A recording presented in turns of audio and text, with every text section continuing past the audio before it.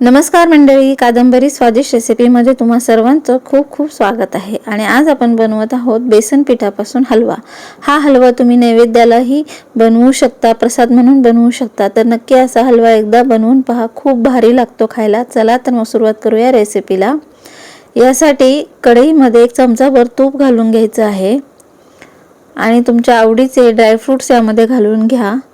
मी इथे काजू बदाम घेतलेले आहेत। याला छान असं सोनेरी रंग येईपर्यंत आपल्याला भाजून घ्यायचं आहे। हे भाजून झाले आहेत, याला प्लेटमध्ये काढून घेतलेलं आहे। आता त्याच कढईमध्ये 1 कप बेसन पीठ घालायचं आहे। कुठल्याही वाटीच्या मापाने तुम्ही ही सगळी मापं घेऊ शकता। यामध्ये आता तूप वगैरे सध्या काही घालायचं नाहीये। याला जस्ट आपल्याला 7-8 मिनिटं असंच मंद गॅसवरती भाजून घ्यायचं आहे। गॅसची फ्लेम कुठेही वाढवायची नाहीये, अगदी मंद गॅसवरती याला सतत हलवत भाजून घ्यायचं आहे। हे बघा, याचा रंग आता चेंज झालेला आहे। 7 मिनिटं झालेली आहेत आणि याचा रंग थोडासा चेंज झालाय। यामध्ये आता अर्धा कप आपण तूप घालून घ्यायचं आहे। तूप घातल्यानंतर पुन्हा याला आपल्याला सतत हलवत हे भाजून घ्यायचं आहे। असंच आता 10 मिनिटं झालेली आहेत। यामध्ये 2 चमचे रवा घालून घेऊया।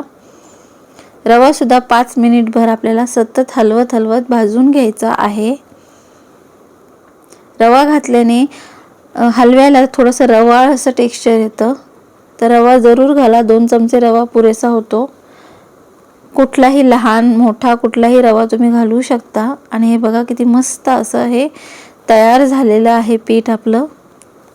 आता इकडे दुसऱ्या गॅसवरती पातेलं ठेवून घेऊया। त्यामध्ये 1 कप पाणी घालून घ्यायचं आहे। या पाण्यामध्ये आता आपण अर्धा कप साखर घालून घेणार आहोत। 1 कप पिठासाठी 1 कप पाणी आणि अर्धा कप साखर। यामध्ये आता थोडीशी केसर घालून घेतलेलं आहे। याला जस्ट 1 उकळी काढून घ्यायची आहे। आता या पिठामध्ये 1 चमचाभर दूध घालून घेतलेलं आहे। असं दूध घालून घेतलं की हे जे हलवा आपण बनवणार आहोत तो एकदम छान होतो, टाळ्याला चिकटत नाही, रवाळच राहतो।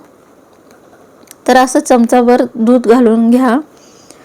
आता हे पाणी उकळलेलं आहे, याचा पाक वगैरे बनवून घेतलेला नाही, जस्ट साखर विरघळून घेतली आणि यामध्ये इलायची पूड घातलेली आहे।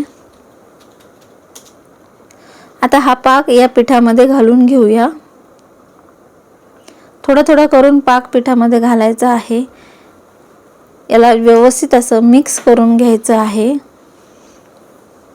आणि आता पुन्हा उरलेला पाक यामध्ये घालून घेऊया।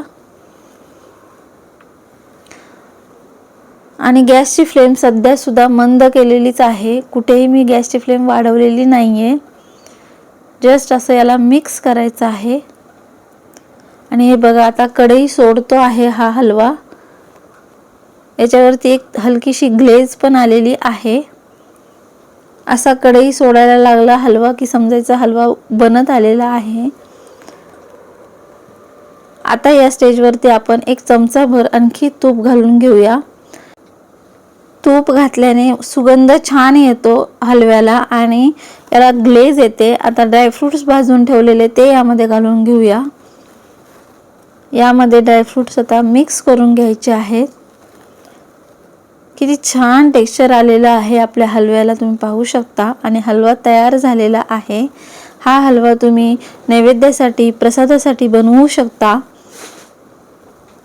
तर नक्की असा हलवा बनवून पहा। रेसिपी आवडली असेल तर एक लाईक करा, हलवा बनवून झाल्यानंतर कमेंट करा आणि सबस्क्राईब करायला विसरू नका। Bye bye.